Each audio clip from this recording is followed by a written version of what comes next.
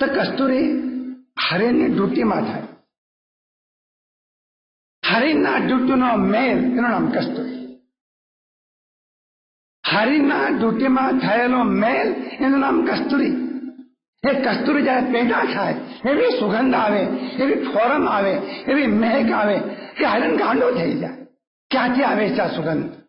કહાં સે આ રહી है સુગંધ? એ સુગંધ શોધવાની કરે. દસે દિશામાં જાય, વૃક્ષ પાસે જાય, પ્રત્યેક વૃક્ષ પાસે જાય, ડાળ પાસે જાય, સુગંધ હૈ, સુગંધ હૈ, સુગંધ હૈ, સુગંધ મળતી નથી. એ સુગંધ મળતી નથી.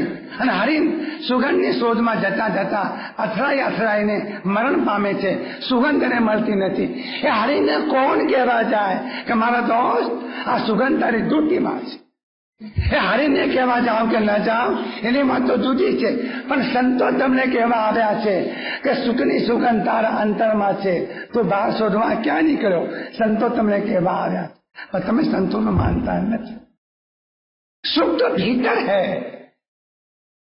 आनंद सुगंध फूलનો સ્વભાવ છે. ગળપણ ગોળનો સ્વભાવ છે. લોટને ગળો કરવા ગોળ નાખવો પડે, ઘીને ગળો કરવા ગોળ નાખવો પડે, પણ ગોળને ગળો કરવા માટે શું નાખવું પડે?